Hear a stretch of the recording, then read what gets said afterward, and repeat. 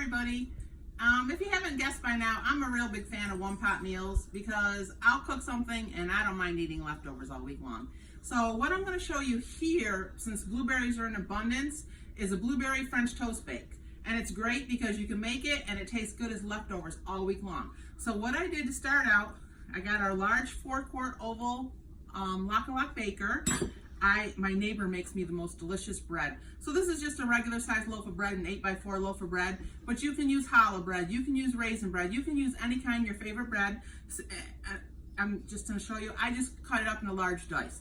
So half a loaf of bread, you spray the oval casserole, half a loaf of bread in the cubes down.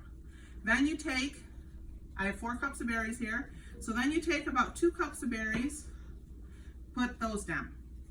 Then you take the other half of a loaf of bread, put that on top, and let me just move this around so it's all in there nice. Okay. Then you take a quart of milk, 6 eggs, whisk it all together. You add a tablespoon of cinnamon. I like almond and blueberry, so I put a tablespoon of almond extract in, but if you're not a fan of almond, just put vanilla extract in. Keep whisking it around, once again with my handy little microplane and my nutmeg, because there's nothing better than French toast with cinnamon and nutmeg. You know, and when you even dip it in your egg mixture and you cook it on the stove and you fry it, it's just delicious with that little bit of cinnamon. So this is, I just grate up about a half a nutmeg. Mix that all in, and now you're going to pour it over the top.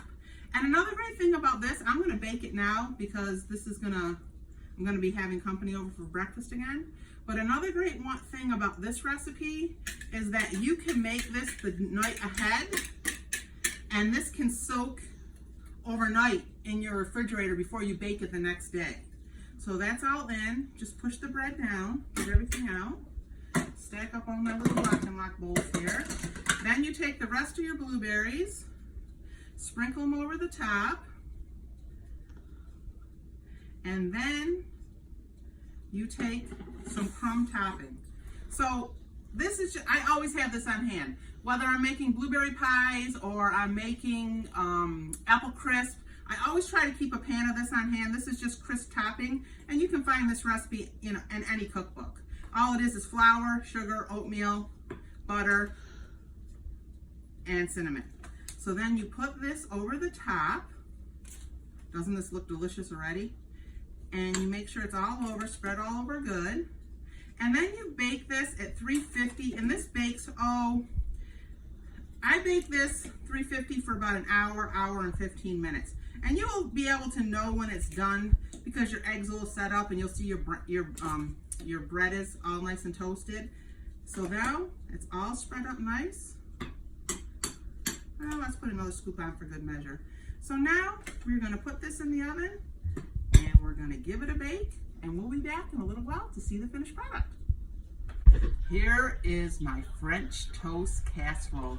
Can't wait to dig into this. But I have to tell you, you can eat it like this, but what I do is I scoop it out and I put real maple syrup. Being from New York State, we have the best maple syrup. Put the maple syrup over it.